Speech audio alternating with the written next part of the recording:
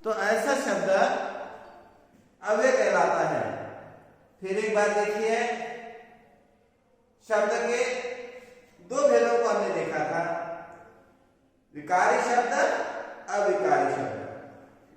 विकारी शब्द का अर्थ है जो परिवर्तित हो सके, जिसमें परिवर्तन आ जाए, वे शब्द संज्ञा, सर्वनाम, विशेषण, क्रिया आदि, इसको हमने देखा था। इसके बाद जो है अविकारी या तो फिर अव्यय। अविकारी का मतलब चाहे वो संज्ञा, सर्वनाम, क्रिया या आदि जो भी वचन, लिंग, भाव, काल आदि से परिवर्तित न होकर वैसा ही रहता है, तो वो कहलाता है अविकारी शब्द। उसे ही हम कहते हैं अव्यय, उसे ही हम कहते हैं अव्यय। तो इससे पहले हम अवयवों के भेदों के बारे में जानकारी ले रहे थे। पहला भेद मुझे कौन बताएगा? सबसे पहले वाला भेद कौन बताएगा?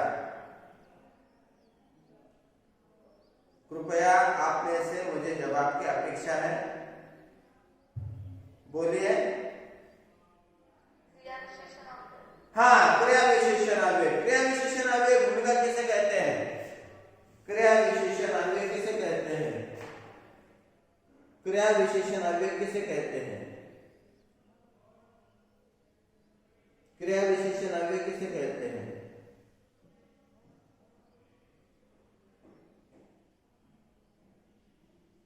क्रिया विशेषण अव्यय किसे कहते हैं?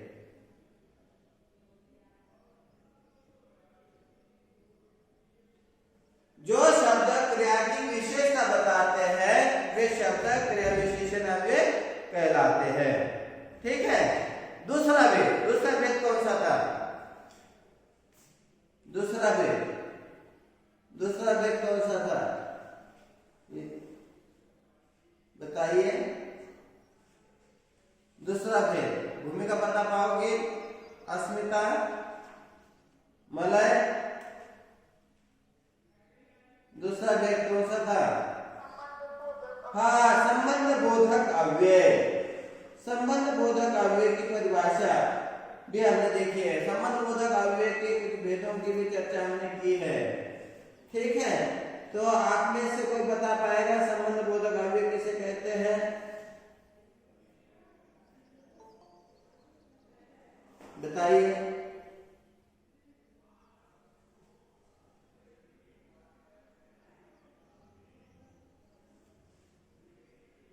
पार के चारों ओर दीवार बनाई गई।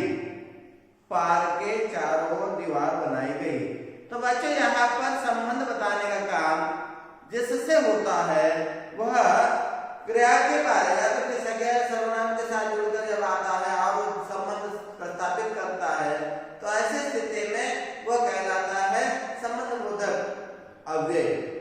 संबंध बोधक अव्यय। उसके पश्चात हमने देखा था समुच्चय बोधक अव्यय। बच्चों, आज हम चर्चा करने जा रहे हैं इसके भेद में जो चौथा भेद है वह है विस्मयादि बोधक अव्यय। तो क्या आप मुझे बता पाओगे विस्मय किसे कहते हैं? विस्मय का मतलब क्या है? कृपया जवाब दीजिए। विस्मय का अर्थ क्या है? आप 5वीं कक्षा से हिंदी पढ़ रहे हो, विस्मय का अर्थ आपको समझ में आना चाहिए। बताइए विस्मय का अर्थ क्या है? अब बिल्कुल सही बेटा, मलय, आश्चर्य, जिसमें हम आश्चर्य या तो फिर हर्ष, शोक, खेद आदि भावों को प्रकट करते हैं, वह आदि भाव। देखिए विस्मय का मतलब आश्चर्य। आश्चर्य के साथ साथ मन के आदि भाव का जिसमें प्रदर्शन हो जाता है, जो प्रकट किया जाता है, वो कहलाता है विस्मयादि बोधक अव्यय।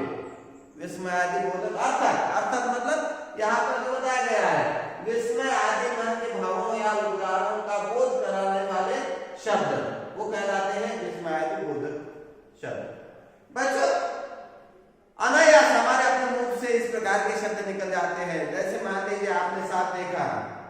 देखने के बाद आप उसे उठाओगे बड़े प्यार से और हाथों में लोगे, फिर नहलाओगे, धुलाओगे, खिलाओगे, ऐसा होता है क्या? ऐसा कभी होता है? बिल्कुल नहीं होता है। तो सबसे पहले हमारे अपने मुंह से कुछ शब्द निकल पड़ते हैं। किस प्रकार? बच्चों, हमेशा जब डर लगता है उस समय हमें याद आता है कौन?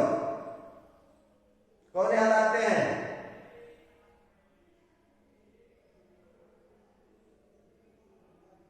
कोई बता पाएगा? मान लीजिए आपने सांप देखा, सांप देखने के बाद आपने आपके मन के भाव या तो फिर आपके मुंह से कौन सा शब्द निकल पड़ेगा? बहुत अच्छा हुआ, आप दिखाई दिए, ऐसा कोई कहेगा? बोलिए। आप में से कोई ये प्रयत्न कर पाएगा कि क्या कहा जाएगा? मान लीजिए आप में से किसी ने सांप देखा और सांप देखने के बाद आपके मन में कौन से भाव आ जाएंगे? बताइए आप, कौन से भाव आ जाएंगे? क्या आएगा मुंह से? क्या आएगा? मान लीजिए आप रास्ते से जा रहे हो और एक नाली आपने देखी और आपको बदबू आने लगी, तो बदबू आने के बाद आपके मन के भाव, आपके मन में कुछ हलचल हो जाएगी। तो फिर क्या कहोगे आप? छी छी छी, अरे, इस प्रकार शब्द आ जाते हैं, ठीक है, जिसमें घृणा हो या जिसमें खेद हो, ऐसी कुछ बातें आपके मन में आती है। तो ऐसे शब्द जो विस्मय, हर्ष, प्रशंसा, घृणा, शोक, भय आदि भावों को प्रकट करने के लिए हमारे मुख से स्वतः निकल पड़ते हैं, वे कहलाते हैं विस्मयादिबोधक अव्यय। वे क्या कहलाते हैं? विस्मयादिबोधक अव्यय। बच्चों, इस बात का ध्यान रखिए, ऐसे शब्द जो विस्मय यानी आश्चर्य, हर्ष यानी खुशी, प्रशंसा इनका आप जिसकी स्तुति करते हो, या तो फिर घृणा जिसके मन में जिसके बारे में हमारे मन में तिरस्कार के भाव निर्माण हो जाते हैं, द्वेष के भाव निर्माण हो जाते हैं, हम घृणा करने लगते हैं, या शोक जिससे हमें दुख होता है, भय यानी जिससे हमें डर लगने लगता है, आदि भावों को प्रकट करने के लिए हमारे मुख से स्वतः ऐसे शब्द निकल पड़ते हैं जिसे हम विस्मयादिबोधक अव्यय कहते हैं। समझ में आ गया? विस्मयादिबोधक अव्यय। इस प्रकार अब इसमें विशेष बातें कौन सी रहती है? इसमें जो विशेष बातें आती है वह इसका प्रयोग अक्सर ज्यादा से ज्यादा इसका प्रयोग प्रारंभ में ही किया जाता है। बाप रे बाप कितना बड़ा सा, बाप रे बाप कितना बड़ा सा, अरे आपने क्या कर दिया, वाह वाह, सचिन तेंदुलकर ने छक्का लगाया, है ना? खुशी है, हम प्रसन्न हो जाते हैं, या तो फिर हमारे अपने मन से जो हर्ष के भाव है इस प्रकार निकल आते हैं। अच्छा अच्छा, आपने बहुत बढ़िया कहा। तो इस प्रकार हम अपने मन के भावों को प्रकट करते हैं। तो ऐसी बातें अक्सर जो देखी जाती है वो प्रारंभ में आती है, प्रारंभ में ही, वाक्य के प्रारंभ में ही इस प्रकार हम अपने विस्मय को, अपने खुशी को, अपनी प्रशंसा को, अपनी घृणा को, अपने शोक को, अपने डर को, अपने भय को आदि भावों को प्रकट करते हैं। यह प्रारंभ में ही प्रयोग हो जाता है। अनायास अनायास ये बातें जो है हमारे अपने मुख से निकलती है, अनायास, अचानक। ऐसा नहीं है कि कोई आपके सामने शेर खड़ा खड़ा करेगा या तो कोई सांप आपके सामने लाकर छोड़ेगा और फिर आप उसका निवेदन करोगे और उसके बाद आपके मुख से इस प्रकार शब्द निकलेगा। ऐसी बातें नहीं रहती बच्चों। तो यहाँ पर अनायास, जैसे आपके सामने तुरंत कोई विकराल व्यक्ति खड़ा हो गया, या तो फिर मान लीजिए आपके सामने शेर आकर खड़ा हो गया, या तो मान लीजिए आप चलते चलते किसी चार पहिए के सामने, या तो फिर जो चार पहिए वाली जो गाड़ी रहती है उसके सामने आ गए, तो फिर आप डर जाते हो और डर के मारे आपके मुंह से कुछ निकल जाता है। तो इस प्रकार के भाव अनायास जो है वह हमारे अपने मुख से निकलते हैं, अनायास। ठीक है, अनायास ही मुख से वे निकलते हैं। हमारा जो वाक्य है, पूरा वाक्य अन्य शब्दों से इसका कोई संबंध नहीं रहता है। अरे बाप रे, अरे बाप रे, कितना बड़ा सांप। तो कितना बड़ा सांप, इससे उसका कोई मतलब नहीं रहता। अरे बाप रे, वहां पर यह आ जाता है। अक्सर इसकी पहचान ज्यादा से ज्यादा इस प्रकार के विस्मय सूचक चिन्ह से होती है।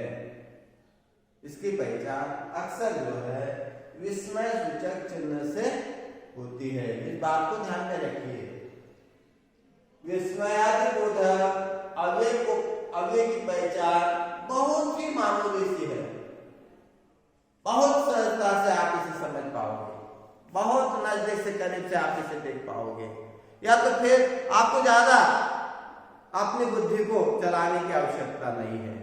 तो यहां महत्वपूर्ण बात है कि इसमें विस्मयादिबोधक जो चिन्ह है या विस्मय सूचक जो चिन्ह है वो लगाया रहता है, आता ही है। तो इस प्रकार आज हमने देखा विस्मयादिबोधक, जिसमें विस्मय रहता है, विस्मय के साथ साथ हमारे अपने मन के आदि भाव आ जाते हैं और उस भाव की तुलना में हम विचार करने लगते हैं और अनायास हमारे मुख से इस प्रकार की बात निकल पड़ती है। विस्मय, हर्ष, प्रशंसा, घृणा या डर या भय, शोक आदि भावों को हम प्रकट करते हैं। तो ऐसे अनायास अपने ही मुख से स्वतः हम निकालते हैं या तो निकल पड़ते हैं, ऐसे शब्द विस्मयादिबोधक अव्यय कहलाते हैं। जिसके विशेष के बारे में इसमें विशेष बातें देखने जैसी है कि इसका प्रयोग हमेशा प्रारंभ में ही होता है, अनायास मुख से निकलता है ये शब्द, या फिर इस शब्द का अन्य किसी शब्द से कोई संबंध नहीं रहता है। विस्मय सूचक या विस्मयादिबोधक चिन्ह उसमें लगाया रहता है। बच्चों, तो आइए यहाँ पर हम इसमें कौन कौन से भेद है या फिर ये कहाँ दिखाई देता है, तो विस्मयादिबोधक शब्दों के प्रकार आज हम देखने जा रहे हैं। सबसे पहले अगर हम विचार करेंगे तो विस्मय सूचक ओहो, है, अरे,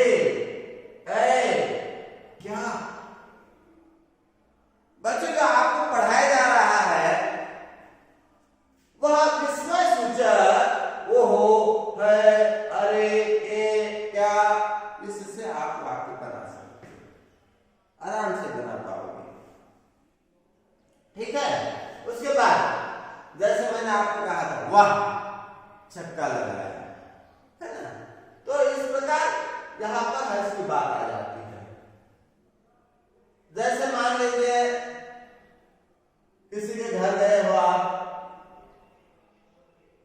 तो वहां पर दुख का विषय है, या किसी की शोक सभा में जाने के बाद वहां पर आप खुशी भरा भाषण नहीं दे पाओगे, वहां तो दुख आपके मन में समाया हुआ है, या अन्य लोग जो दुखी हुए हैं वहां पर दुख का माहौल बना हुआ है। ऐसे स्थिति में या तो फिर कभी कभी आपको रास्ते में किसी प्रकार का हादसा दिखाई देता है, तो फिर उस हादसे को देखने के बाद जो शोक होता है उसे प्रकट करने के लिए आय, या तो फिर ओ हेरा आ, इस प्रकार आप अपने मन के शोक को प्रकट करते हो। बाद में जो है विस्मयादिबोधक अव्यय का प्रकार वह है प्रशंसा। प्रशंसा का मतलब है खुशी आप प्रशंसा के रूप में कुछ शब्दों का प्रयोग किसी के लिए करते हो। जैसे मान लीजिए गणित में आप में से किसी ने 100 में से